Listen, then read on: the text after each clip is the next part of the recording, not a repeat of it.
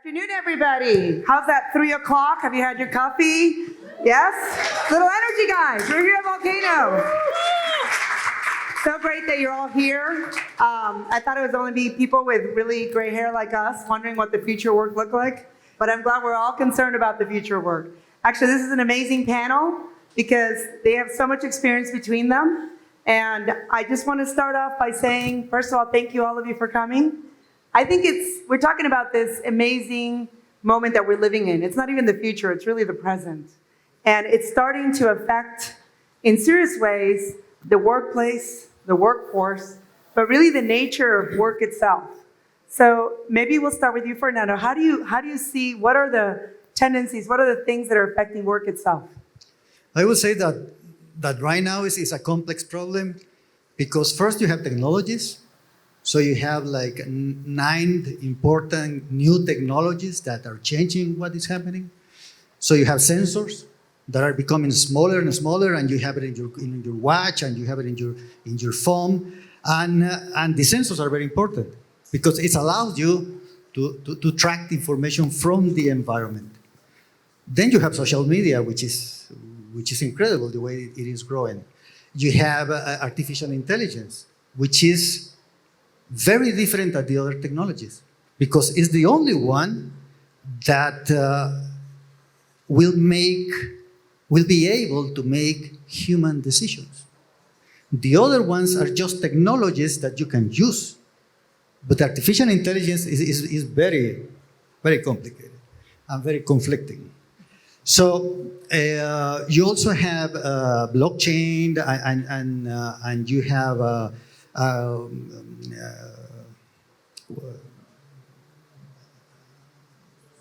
what else? Well, you have different technologies, and you have to be aware that all these technologies are areas of growth, meaning they need engineering. They need people that know what they're talking about. So this is a very specific way to grow for the future. And for that, Guatemala has a challenge. We are graduating at Universidad del Valle no more than 750 engineers. Maybe with the other universities we reach 2,500. Very few engineers. So if you want to be in that business, in the business of technology, then you have to be aware of the skills you need. Those technologies are affecting the way business does business.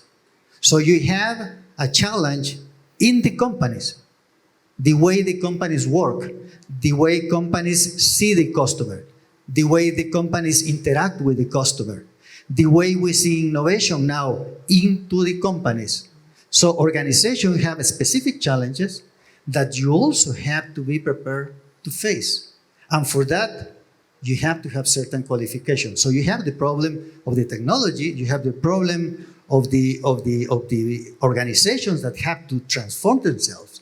And then because of that, you will face ethicals and I would say security problems. So you will be facing artificial intelligence is a very complex issue, but it will affect our freedom and the way we make decisions. So it's not as easy as the other technologies. Right. So moving, some of the technologies that are just purely making things faster, more efficient, versus ones that are actually replacing the knowledge base. And Joti, you work in artificial intelligence. This is your field. What do you see as, when we've spoken before, what are the things that are permanent and are here to stay? And what are the things that are really transitioning? And what are some of the ways that you're addressing some of that change that's happening, embracing it, but also preparing your employees, your workforce towards that? Yeah, no, that's a great question. And going back to Fernando's point, I think AI is representing an unprecedented type of technology that has come out of the hype cycle. Usually new emerging technologies will come through experimentation. Will they survive?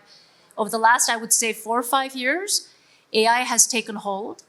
One particular branch of AI, natural language processing, is what Fresh River focuses on, and we're doing more work in the other branches. But why it's unprecedented is because it's the first time in history that machines have to learn how humans speak and think. And yeah, if you watch some of these movies, it'll say, oh, it's going to be, a dystopia. We're going to have this destructive spaces. Or there'll be utopia, which is all the tech companies are going to tell you, oh, it's going to be wonderful. The answer is really in the middle. So part of what's going on is it's creating a new set of jobs that universities, companies are not ready to adopt yet. The gap has been growing faster, and there is there's a term coined exponential age. There's a book by Azim Azhar, highly recommend that. So the World Economic Forum, everybody knows, right, makes these predictions on the fourth industrial revolution. Well, what's happening is through that is running this thread of exponential change, and our old systems of education, of recruiting, hiring, government regulation policies are way behind. They're behind probably 2 or 3 generations. So the work that we do is we're actually deploying these systems in Fortune 500 companies, and there's such a huge gap. They don't have the labor force, which is good for us because we're a consulting company. But even the students that are coming, so we have a lot of interns that come to our company, master level students doing computer science, computer engineering, Ivy League schools, right? And they tell me at the end of the summer, they said, we're not learning this in school.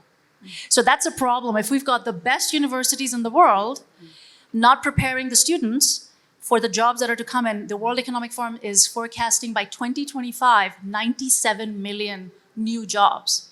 Just think about that. So while that looks like a big hill to climb, the opportunity is for countries like Guatemala, right, for India, to really leapfrog the developed nations, like they did with mobile technologies, right? The developing countries skipped all the wired infrastructure. They went straight to wireless. So that is what I believe is going to be happening. That's the conversations we've been having. Great. And it's a great segue into you, Oscar. You've been working, we talk about these new technologies, but 30 years ago, the technologies we have now were really new and really scary, and we didn't know how our workforce was going to react. Leading a company here in Guatemala in this space, in the BPO space, and having this wonderful growth, and just seeing what you've done with Allied Global also, that you end up acquiring companies in the US and elsewhere. Tell us a little bit about how you brought your workforce and the technology end of it to be competitive and ready to be for this generation that we're living in and moving forward. Sure, and I will say this, what's the future of the work in one word, and that is education. So, they're being asked, and I'm going to talk a little bit about the global thing. So they've been asked, where security is at? How do we address medical stuff? How do we address taxation? How do we address several things? And the solutions for that is education, right? So we have seen in the marketplace that suddenly, because AI, because technologies, because IoT, which it leads to a hypersensitivity of the companies, where now everybody has more eyes that you can think of. They have more strength that you can think of. They can build arms what they didn't have before. That's the next generation, which, the first one was, the Industrial Revolution was, you can change your software in your mind because you can learn another language, you can learn skills, but you cannot upgrade your hardware. Nowadays, we're working in an environment when you need to know how to address that growth that goes beyond just your software. Now you create your hardware. So it creates other problems. So how do we deal with that? And really the answer is education, right? In any place that we can think of. So we're still slowly changing, which is good for us as well, from the companies that they said, we are not a bottling company anymore. We are a software development company. We are not a manufacturing company. We're a software development company. And the reason for it is because they become part of the DNA, all the software pieces that goes into them. So how do we maintain that? So we have, that's not it's not a surprise that we need that many jobs coming in the future. And of course, the population, as we have in Guatemala, where they have the right tender to be right there just to get software, to get electronics, to get the next level, is to fulfill those markets like in Europe, where the youth population has been decreased. So you need that workforce, and it's not like we're going to export. By the contrary, the benefit to having those technologies, the AI, the networking, this distributed workforce now, is that you can deliver it from here, right from the volcano. So From here to the thumbs up for world. that. From here to the At world. El Cubo. In El Cubo. So wonderful. So going back to education, I mean, it's, how are we, some of the basic skills for innovation, for creation, have to come with the development of critical thinking skills and having the ability to experiment and test and try. What are you doing at the university to encourage some of these skills that are going to be key competencies towards jobs in the future? It's a tough question because one of the problems that Guatemala has is that, I don't know if you know, but only 8% of all the students that take the standardized math test in Guatemala pass the exam. 8%. Meaning 92% doesn't pass the math test. And you need math to do engineering. So a lot of people come to Guatemala, come to the university, and they say, do you need money? Do you need scholarships? And it's not a problem of scholarships. We can get the scholarships. What we cannot get is the students.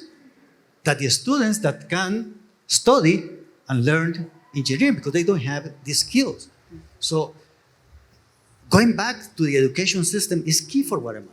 It's not an optional item. It's not, I'm going to see what I can do. You have to change it. And you have to redesign the whole system. And if we don't do that, then we will be like we are now, graduating 800, maybe if we are doing a good job, maybe 1,000, but that's not enough. And that's where the opportunities are right now.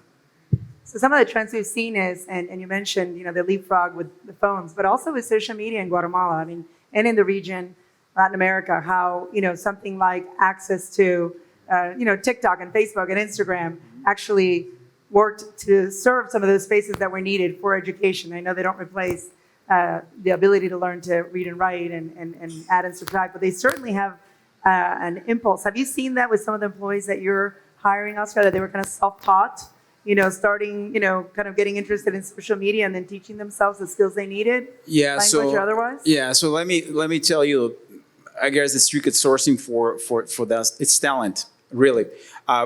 People, when we were, back to years before I was in All Global, we were Service Exporter of the Year. And some people were concerned about really what is that you're exporting, because traditionally what we have been exporting is just goods, which is very easy because you can see them. So they asked me, what is it that you're exporting? And it's the brain of our engineers. So that means that if their brain is there and the math is there, they'll self-taught because they know things are changing. So what is changing really is the way that we're thinking. So in the industrial, the 50s and the 60s, everything was linear. That's why the education system was able to meet up with those. That's why you see a boom in the 60s until the 70s, really, when the computer, interesting enough, is starting to get in. But after that, you get, like you said, that thing over there. So what happens is when you go exponential, really, that the learning system has to change. So education system must have AI into it to actually make it faster to get in that one.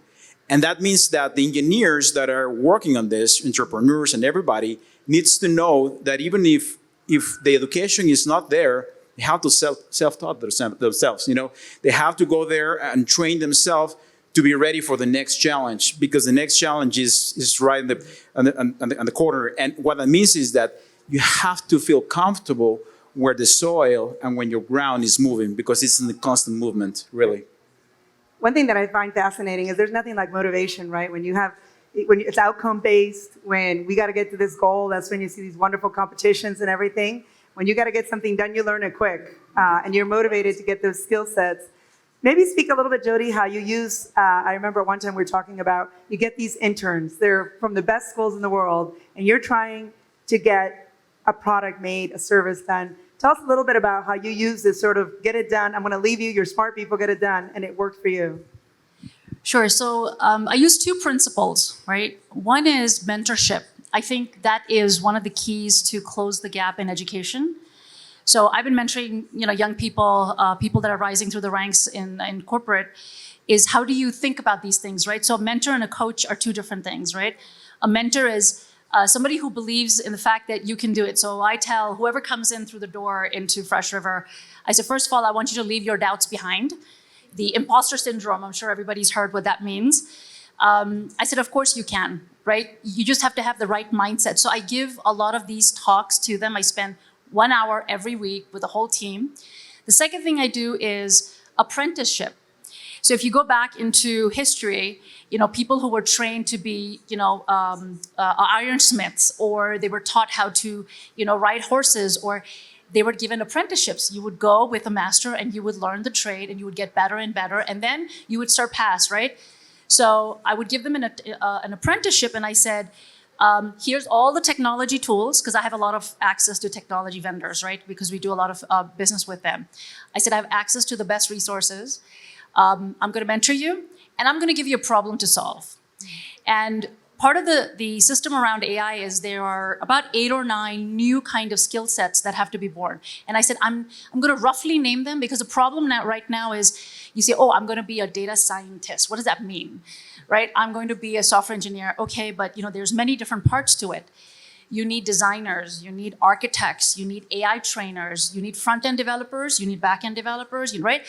So I said, go pick whatever role you want to play. I don't pre-assume that if you're from STEM, I'm going to put you into coding. If you did arts or humanity, I'm going to put you into science. I said, go pick. I experimented. I said, let me see if this works. I said, you go pick what you want to try. Don't come with the preconceived notion just because you're doing a data science degree or computer engineering. I also added people who were trying to pivot into this field. There are people who are losing their jobs to technology. 6 months, I gave them one proof of concept to build me a little chatbot. I'm sure everybody's interacted with Alexa skills and chatbots. Mentored them, gave them the problem, gave them the technology, taught them my framework, and then I left them alone. But I would say, you're going to show me your progress, but you're going to solve the problem yourself. So just like you said, when you give people clarity on the problem to solve, and I say, you're going to work together, you're going to work out your interpersonal problems, everybody's focused on the same thing. They built me a proof of concept chatbot, knowing nothing in 6 months. And I want to say something about that. If I don't want to hijack, but just want to say about that. You're absolutely right, because you would think that you have to study computer science to actually get it there. It's not about that. In fact, we've been very successful getting industrial engineers on the software quality assurance piece, which might be weird. No, because they know how to actually manage the quality. So when you give them that bump, where we in Ally Global actually do, and guide them to what it needs to be, and we do the training program within our company, they bloom. So it's really about giving the tools to everybody, and schools needs to help us to get there, because we cannot alone do it. It's really an effort, a humanity effort, honestly, to get them out there. 97 million, or whatever the number is, of jobs that needs to be created. I don't think we can do it in one country alone. Just to make another comment, the pandemic was terrible, but it was especially terrible in education. Worldwide, SAT scores dropped 20% for the years starting this year.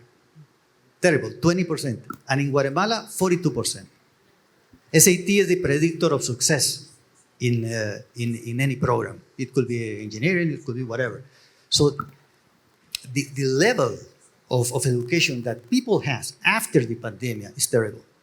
And we have to deal with that. But coming to what Joti was saying, we developed in the university a system of mentorships among the students, the fourth graders, the fifth graders, the ones that are going to be ready to go up. And they have to go back and mentor the kids that are getting into the first grade, because otherwise, it will be a failure. But they have to have the skills also to mentor someone. So it's a super interesting experience, but you have to fix it at the core, which is at the education level. And what we can do is what we're doing right now. Well, and I think, we're speaking about some very important points, which is the human aspect in all of this is critical. I mean, we're talking about mindset. If you think you can, there is something about you think you can do it, you do it. And then there's a part of, you need the skills to actually do it. So it's a combination. But how are we seeing, I know that coming out of Guatemala, but looking more globally, Joti, since you're up in New York, I mean, we are seeing this, I think you coined it digital slavery, the other extreme of, here we have young people who are not skilled enough to get into all these jobs. And on the other end, we're seeing something totally different. And maybe if you could speak to that for a second. Sure. So, I come from the corporate world before I started my own company 3.5 years ago. So I worked in telecoms, in cloud infrastructure. And part of what's happened over the last 20 years as, digital transformations have taken hold, people are, spending more time on their devices. You can work from anywhere is the good news and the bad news. Because the bad news is work can always find you. You never really can shut off. Right? All of us are guilty of this, right? We're down in our phones. Who is the slave and who's the master? Right? Are humans not subservient to technology at this point, if you really think about it?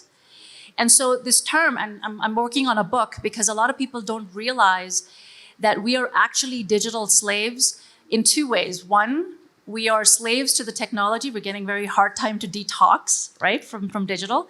So it's really about how we feel about as being humans. The second part of it is AI is already pervading all of our lives. The food we eat, right, the clothes we wear, the people we marry. Who do you think is recommending that to you? It is AI, right? On the other side of the curtain, the people who maintain those systems are humans that are paid very low wages to keep these AI systems running and humming. So Alexa, for example, I love her. She's not very smart. She tells me the time in the morning. She tells me the weather, right? She's listening to everything I'm saying because if I'm having a conversation with somebody, she's actually recommending, oh, you may want to go. I said, that's just creepy. I call it the cool and creepy factor.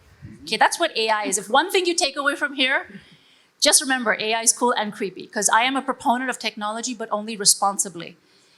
There's worldwide humans that are paid low wages that do training. So there was a young lady that I hired about a year ago for training the AI systems that we're working on for clients. She came from a very big tech company. I'm not going to name names. She was hired right out of school 4 years ago to train this system, and she was being paid $14 an hour in US terms, and she lives in Boston, okay? 4 years later, they were paying her $23 an hour, again, US, everybody knows what the minimum wage is. She could not make ends meet. She's working on an AI system for one of the largest big tech companies in the world. She was amazing, super smart. I hired her, doubled her salary because I took her into enterprise, right? Because the demands, it's supply and demand. So for me, digital slavery's got two facets. Us consumers, and also people who are finding jobs in AI, but you're really not making that much money. So you have to be very careful in the type of jobs that you're looking for, is what they're getting paid, because there's not equity relative to how it's being used, if that makes sense. And I will say for the workforce, right, there's an element of education that goes into them as well.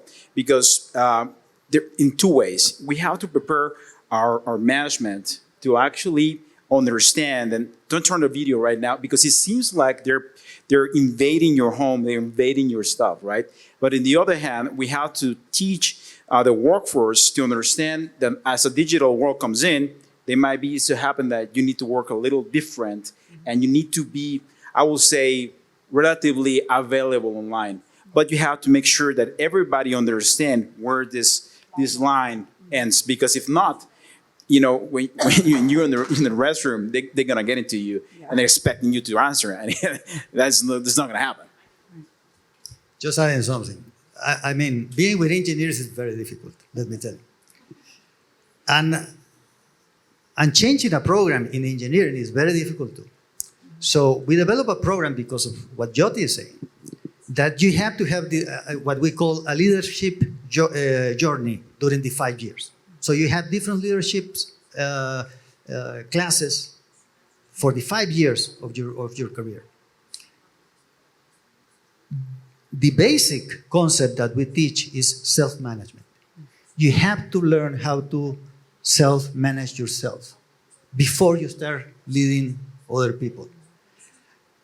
But for them, they don't get it until you are there learning. So it's a very, very tough question. It will be a challenge for the future. It's creating awareness, right? For the kids who grow up, we've got to go down to kindergarten level. Make sure that they feel that they're human first, right? You have to take control of technology. Right now, technology is taking control of humanity. And a lot of people don't realize that because we think we have no other way. You have to draw the lines. You have to draw the lines around work, your lives. I'm a proponent of saying, everybody have no more than, I think, and I experimented this with my team, nobody should work more than 40 really hard hours a week, because you need the rest of the time to eat, sleep, exercise, meditate, rest, be with your family, to be human, because only then can you do your best work. What's the point of working 60, 70, 80 hours? It's like, squeezing a rock for water, because you're not really paying attention. You've got your video off, and you're like, I just want to sleep. Your mind is somewhere else, right? So just that intentionality, both at the management level, right, as well as the employee level. And let's, we just spent the afternoon playing mud. We went to see worms, and we had a really great time. And what we heard from one of our fellow friends that was on the tour with us was that he uses AI basically to tell his team when they should take a vacation, which is, if I think they're getting too tired, the energy levels are going down, mandatory vacation. So I think, not losing this part about being human, using technology responsibly. We want to take some questions from all of you, because we know we could have a fabulous discussion for a long time. So if there's any questions, we'd love to take them now. Thank you. Right there. I think she had her hand up first. Yeah. Up there first. Oh, I think One in the back and then one in the front. It's great to have many questions, though. I know, it's great. Who has questions?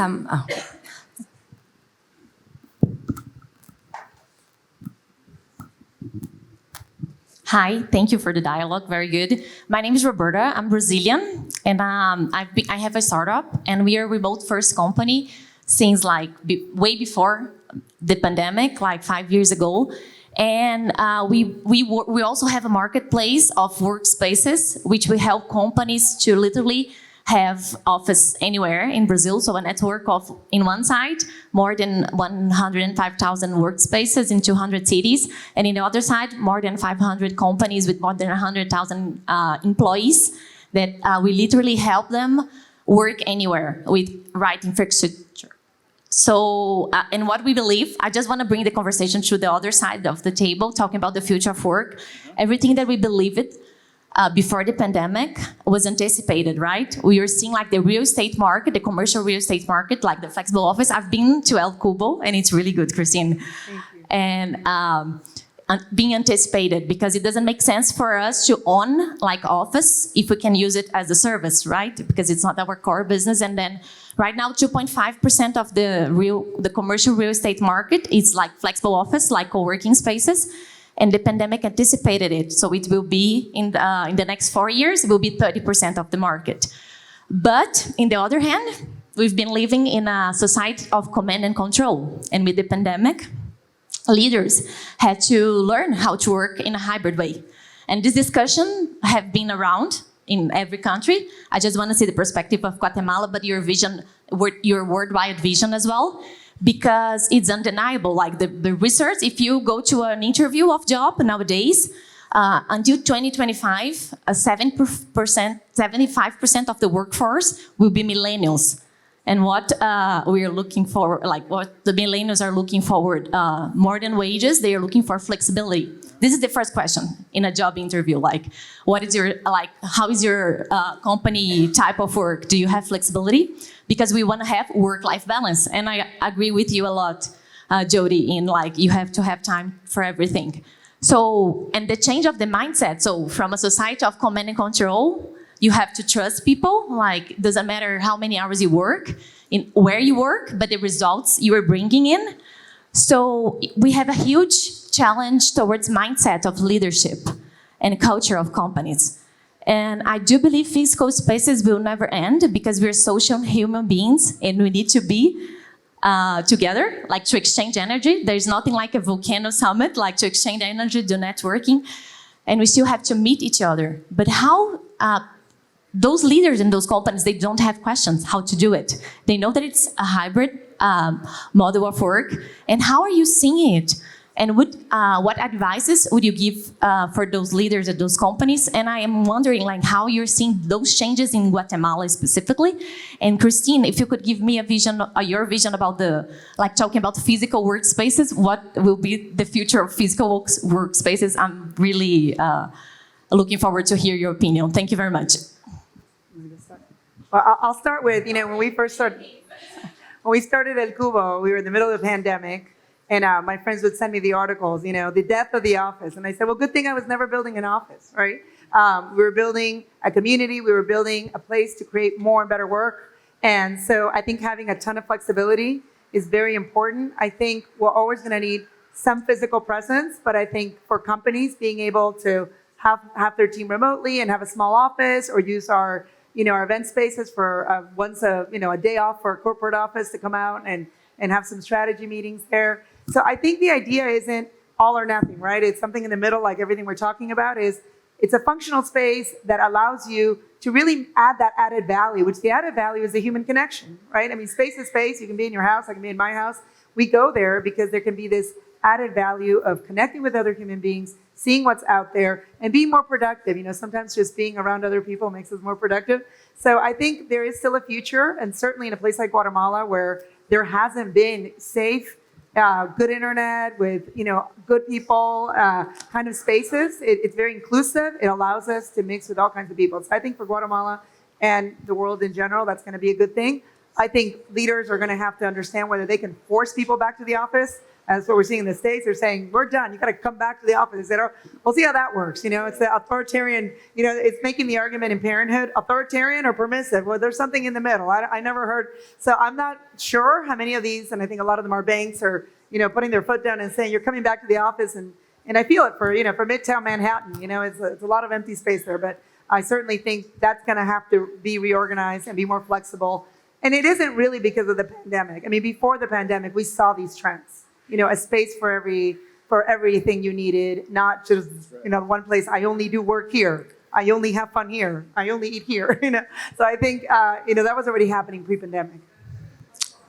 All right. I don't know if we have time for one more question because I would like to add something. All right. Physical space is critical. You can have virtual space, which is fine, but physical space affects the way we behave. We have been building physical space since the beginning of civilization. But physical space has to have a purpose. You cannot just tell someone you have to go there. It has to have a purpose. So if you close your eyes and you think, going back to the Mayas, when they were in Tikal, or when they were in the Mirador, and stand there, and look at the different buildings you see, you feel something. You think astronomy is great. If I can go up and I can see the stars, I can do something different. So it affects who we are. But when you don't have a purpose, building space, you lose the meaning. And then it's superfluous. I'll just say the question around leaders, right? Because obviously trying to figure out how you're going to get to 20%. We're in a time of experimentation, just like Christine was saying, right? If you look at the financial markets, you look at the financial companies, everybody's trying to find their way. The big tech companies, almost all of them went 100% remote because they didn't see productivity drop. They saw productivity go up. Pharmaceuticals, Novartis just closed off their multiple buildings in our New Jersey area because they thought people were doing an amazing job. In fact, they were doing better than before. We're going to see over the next, I would say, 3 to 4 years what happens. And you're right, the largest demographic right now, Gen Xers, I'm a Gen Xer, millennials are going to be defining what's acceptable. So it remains to be seen, but it'll be an interesting time for sure. All right. Thank you very much.